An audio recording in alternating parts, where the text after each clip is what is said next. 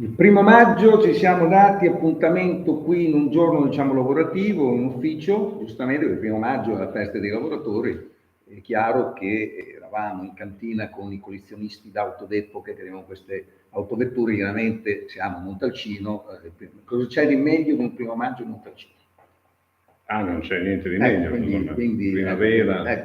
Quindi diciamo che il 2023, fine finalmente del Covid, comunque peccato per gli alluvionati che sono arrivati dopo, che poi sono i miei amici romagnoli, che sono poi i vostri cugini, diciamo, di Sangiovese. Certo. Sono qui con il conte, no? Francesco, sì. Francesco Marone Cinzano. Io partirei proprio da questo Cinzano, ci spieghi un attimo, perché dici Cinzano, non pensi alla Toscana? No, noi siamo piemontesi, siamo di un comune sulla collina torinese che si chiama Pecetto. Già alla fine del XVI secolo avevamo la licenza di vendere vini e distillati alla città di Torino, alla città di Chieri, della collina. Avevamo vigneti appunto nella zona, in una località denominata Cinzano, proprio nel comune di Pecetto.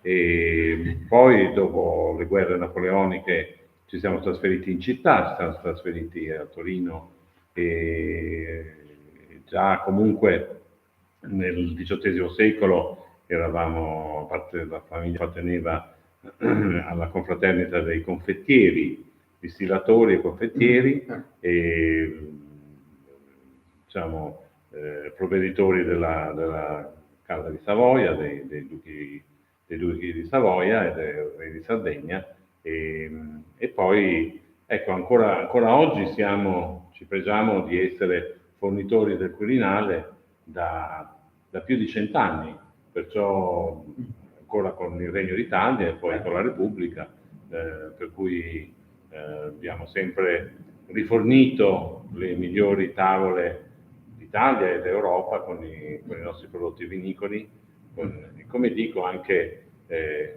il titolo che ottenne mio nonno, in pratica è l'unico titolo aristocratico dato per meriti nel vino, perché mio nonno era molto amico del principe di Napoli, di Umberto, principe ereditario, e appunto produsse il vino per il suo matrimonio, produceva vino per i pranzi di Stato al Quirinale, e ecco che... Quasi come nelle mie parti in Romagna, non so se la conosci, c'è la Fattoria Paradiso, che era il posto dove Veronelli andava spesso, sì, eccetera, eccetera, dove anche lì so che hanno rifornito anche loro, hanno fatto avere quanto possibile chiaramente i loro vini, quindi insomma qualcosa oltre a Sangiovese in comune c'è anche per chi ha titoli diciamo di sangue blu, ecco, se vogliamo.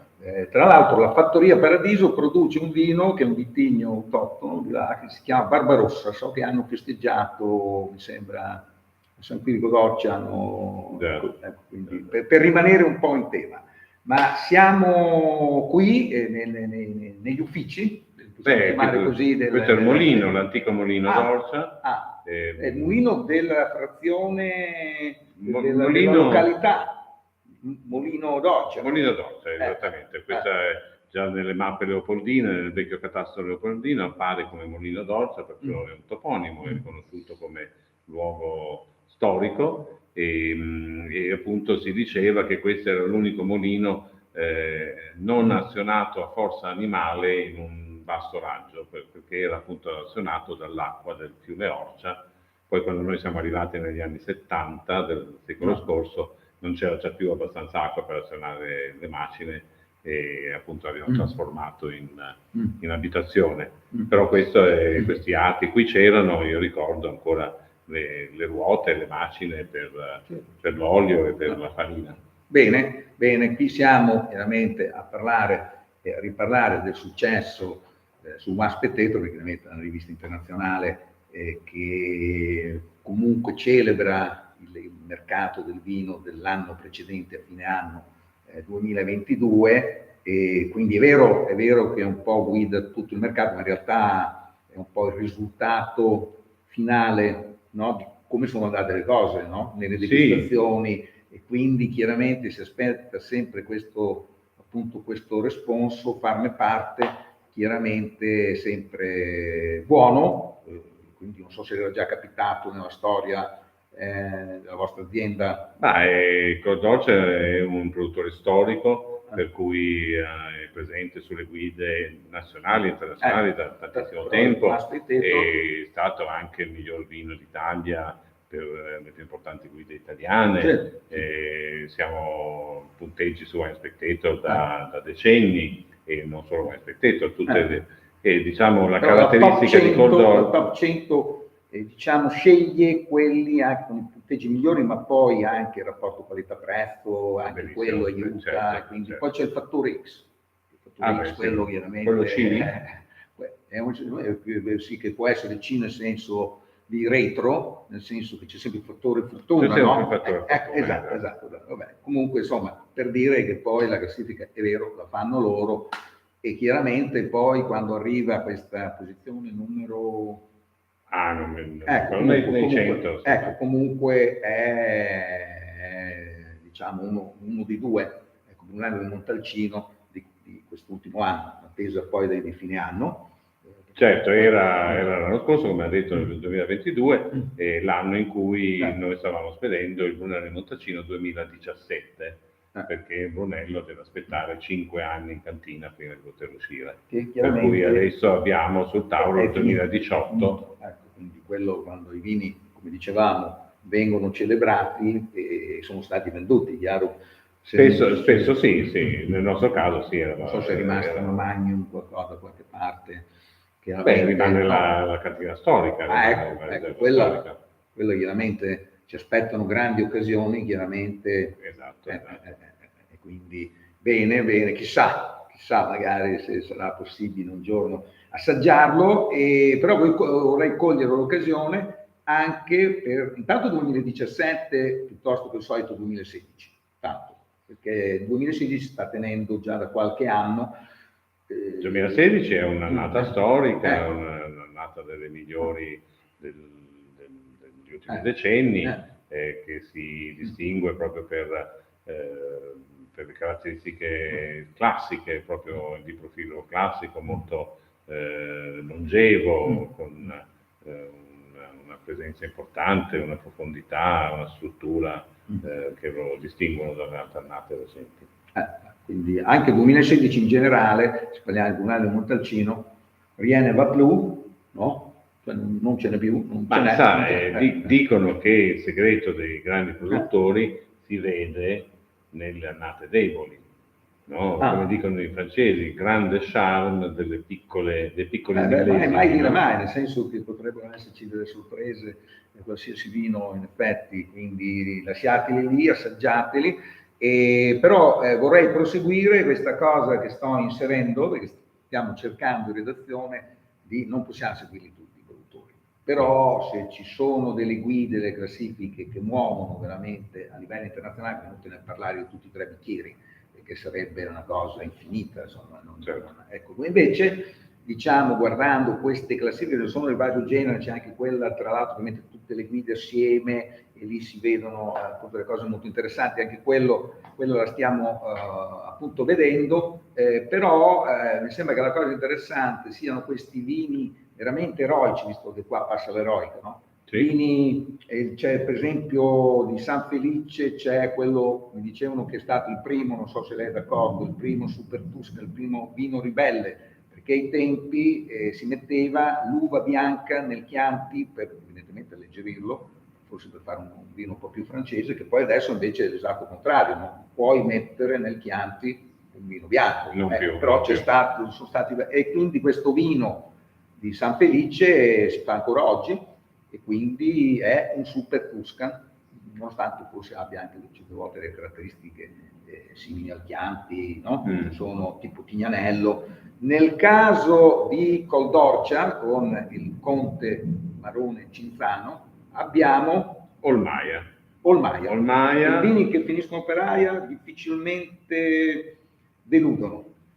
Questo non delude nel modo più assoluto, è un vino che ha ricevuto dei riconoscimenti internazionali importanti, fino dalla prima annata in cui è stato prodotto, che è stato nel 1989, c'è qua, e l'ultimo bicchiere di rosso, per cui...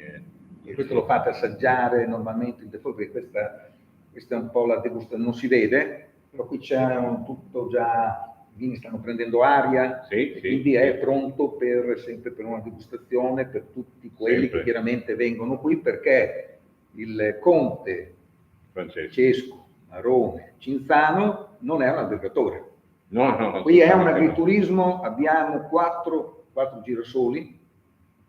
Sì, credo sì. Girasoli, quindi, insomma, quindi c'è questa accoglienza, non c'è ristorante, insomma, non c'è... No, c'è esperienza gastronomica, enogastronomica, nella maggior parte dei casi offriamo appunto degli abbinamenti dei nostri vini con le ricette della tradizione, i prodotti della fattoria, prodotti stagionali, per cui a seconda del periodo dell'anno, ecco che abbiamo gli abbinamenti che ci offre la fattoria, perché questa è una fattoria ed è gestita come tale, è un ecosistema biologico dove vengono anche applicati i principi di biodinamica per una gestione equilibrata dell'ambiente. Quindi Steiner ci guarda dall'auto. Sì, certo. Sì. Non solo lui, e approva assolutamente. Quindi bene, complimenti. Tra l'altro questa azienda, io voglio usare una cosa che le rubo, questa azienda è la più grande dei piccoli produttori. Sì, esatto. È modesta come cosa, no? No, è un atteggiamento di... io amo, insomma, portare anche il paragone del buon governo della Repubblica di Siena, cioè decisioni che vengono prese non solo in base al bilancio al prossimo 31 di dicembre. In campagna, soprattutto se si vuole guardare avanti, bisogna avere un atteggiamento, come io dico, anche di sostenibilità etica. Bisogna anche andare a rivedere un po' quelli che sono i parametri secondo i quali misuriamo il successo. Nel secolo scorso si misurava il successo in campagna esclusivamente per la resa ad ettaro dell'ultima raccolta, ma vogliamo guardare forse anche un po' ai valori nutritivi di quello che produciamo o solo alla quantità prodotta? Devo dire che la sostenibilità etica si esprime anche non solo per quanto riguarda la produttività. La produttività certo è importante, ma quanti posti di lavoro creiamo nel produrre un prodotto? E solo quante ore riusciamo a... Mi fa piacere che il più grande dei piccoli produttori parli appunto così. Poi tra l'altro mi chiedevo, come dire, siete svizzeri oppure non siete svizzeri? Nel senso che gli svizzeri sono molto precisi, guardano i conti, no? Tutto quanto. Poi in realtà, andando in Svizzera, la produzione di vino è fatta di produttori, che forse un po' le assomigliano, sono dei produttori eroici, no? Vini che tra l'altro non sarebbero importabili, nel senso costano il triplo perché è tutto lavoro della forza umana. Quindi non so se dire che è una cosa svizzera o non no, svizzera. piemontese. Piemontese, così è una via di mezzo fra la Toscana, ecco, quindi, cioè, la verità sta sempre nel mezzo. Quindi bene. Quindi io qui praticamente vedo la gamma di vini comunque che è una parte di tutta la produzione. Sì, la parte più significativa, ci abbiamo anche aperto una vecchia annata di Brunello Montalcino Riserva, che non è sulla lista qua, ma che... ecco, che è il cosiddetto vino a sorpresa. Cioè quello che è sempre a sottobanco, perché poi c'è un signore, purtroppo suo collega, che ha conosciuto sicuramente Telluga, che purtroppo ci ha lasciato. Devo dire che lui era uno di quelli, quindi anche come lei, che tutte le volte che si faceva una degustazione andava in cantina con tutta tranquillità, poi toglieva la polvere da queste bottiglie e poi dopo diceva. E questo secondo me, io se fossi un produttore chiaramente lo farei, ecco, perché è la sorpresa. Bisogna aver avuto un padre lungimirante come il mio, che ha cominciato a mettere via le bottiglie negli anni 70 e ha creato insomma la riserva storica delle vecchie in questo annate. caso l'annata è 99. Brunello di Brunello di Montalcino. Montalcino riserva, Poggio al Vento, che è il nome del vigneto, vendemmia 1999. Quindi io quando è nato il mio nipotino abbiamo aperto un salsicaio che era del 2000, in questo caso andiamo un anno prima, Sì. e come è stato il 99? Beh, il 99 è un'annata storica, un'annata forse del secolo scorso di maggiore concentrazione, intensità, una carica tannica molto importante che ha richiesto molti anni per maturare, per affinarsi in bottiglia. Quindi bene, quindi lei ha preso l'eredità del nonno, del padre, continua questa attività o c'è anche dell'altro?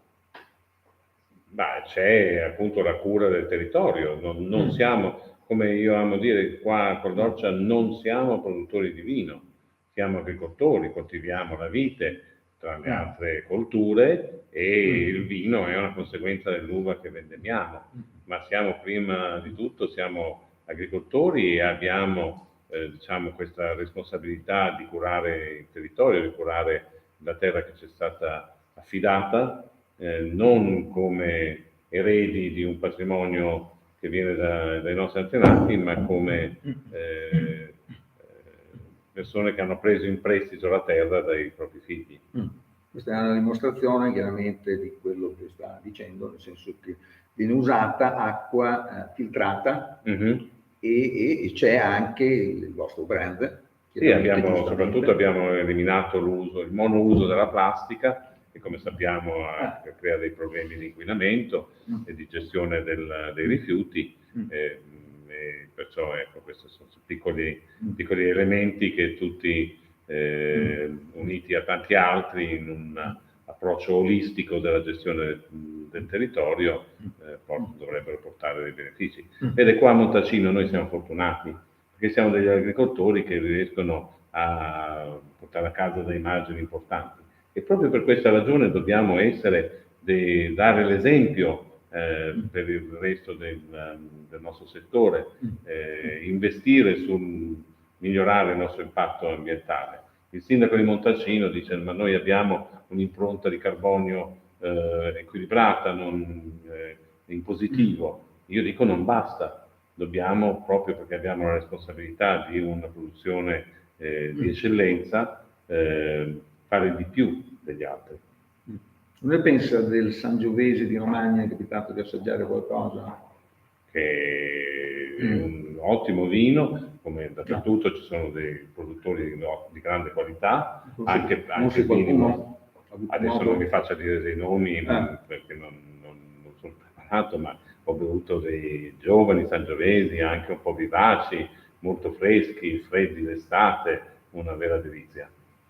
Però c'è sempre anche il contesto, magari in Romagna si viene nelle località, no? Il vino io lo intendo come parte di un'esperienza gastronomica, per cui il vino va bevuto a tavola e va bevuto in abbinamento con i piatti locali. E quindi, allora, rossi innanzitutto, ma vedo che comunque fate assaggiare anche un bianco. Chardonnay. Chardonnay. Sì, fermentato in barrique. Fermentato, sì. No, infatti, no, perché poi spumante, no, anche perché magari Cinzano, no? Quello magari il capitolo è stata un'altra vita, è stata un'altra vita quella, quindi una vita precedente. Però Moscadello, sì. Moscadello, dico bene. Il moscato, la passione per il moscato che viene fin da bambino, insomma, sono nato circondato da bottiglie di moscato, di assi spumante. Sì, per cui che l'uva è quella. L'uva è il moscato bianco, sì. Che si può fare come lo fanno a Pantelleria o anche metodo Charmat come fanno dalle parti di Asti, vino sempre delizioso, tra l'altro, che viene servito nella cosiddetta coppa, che sarebbe quella dello champagne, no? A forma di seno perfetto. Poi di Paolina Borghese. Ecco,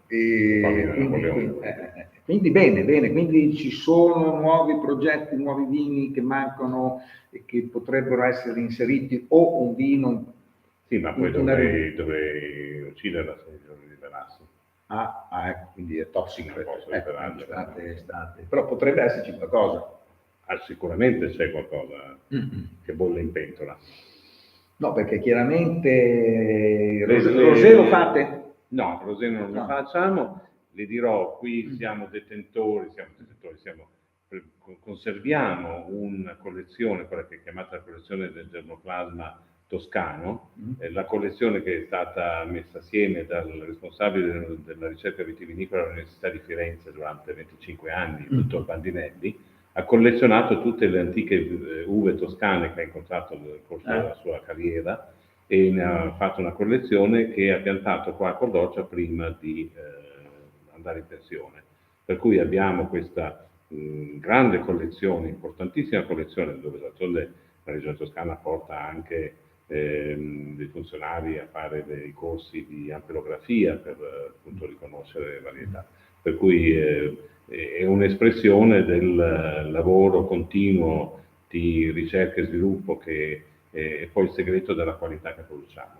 Nella mia famiglia da vari secoli la qualità è rappresentata da un lavoro incessante di ricerca e sviluppo per trovare nuovi metodi di produrre qualità. Quando io ero bambino e sono andato per la prima volta, le prime volte in stabilimento dove producevamo l'assi spumante e il vermouth, c'erano due laboratori.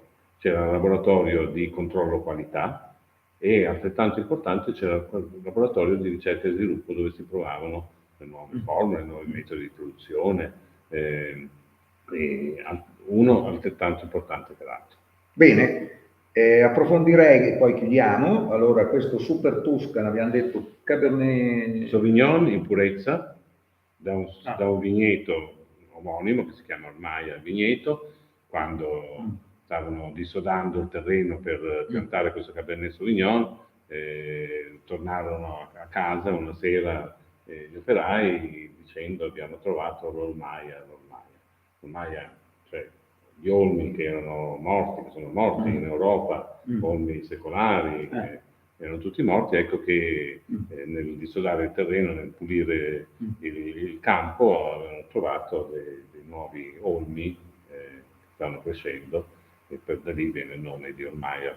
Quel campo fu chiamato Ormaia da allora e il vino pure. E quindi sarebbe nato nel 1989, un vigneto piantato da mio padre nel 1984. Nel 1989 è stata la prima vendemmia, è stata subito un successo internazionale, subito vinse il premio Marco Polo, che è un premio all'esportazione per i vini, per i prodotti di esportazione. Poi venne subito nel 1990, quando Wine Spectator lo definì il Chateau Latour d'Italia, e diede un punteggio che per l'epoca, per un vino italiano, era un punteggio stellare, 96 punti, non si davano i 100 punti all'epoca, il 96 era veramente un punteggio tra i più alti che un vino italiano avesse mai ricevuto, e da lì una serie di collezionisti che tutti gli anni aspettano l'uscita di questo vino nei vari paesi del mondo, dal Giappone agli Stati Uniti, ai vari paesi europei, ed è veramente uno dei nostri fiori all'occhiello. Quindi quando si dice Chateau Latour si intende chiaramente Bordeaux piuttosto che Bourgogne, insomma, o Beaune. Assolutamente, essendo un Cabernet Sauvignon più... Stiamo parlando non di Saint-Emilion, ma dell'altra parte, quella che si raccoglie dopo, perché invece il Merlot si raccoglie prima lo vendi prima, perché sembra strano, oggigiorno, sapendo, no? Poi con il cambiamento climatico, certo. Bene, con questo noi vi salutiamo qui dal Col d'Orcia, poi dice la famiglia, immagino siano anche gli eredi, continuano oppure stanno tentando di fare altro? No, sono fortunato, ho 3 figli e 3 chance.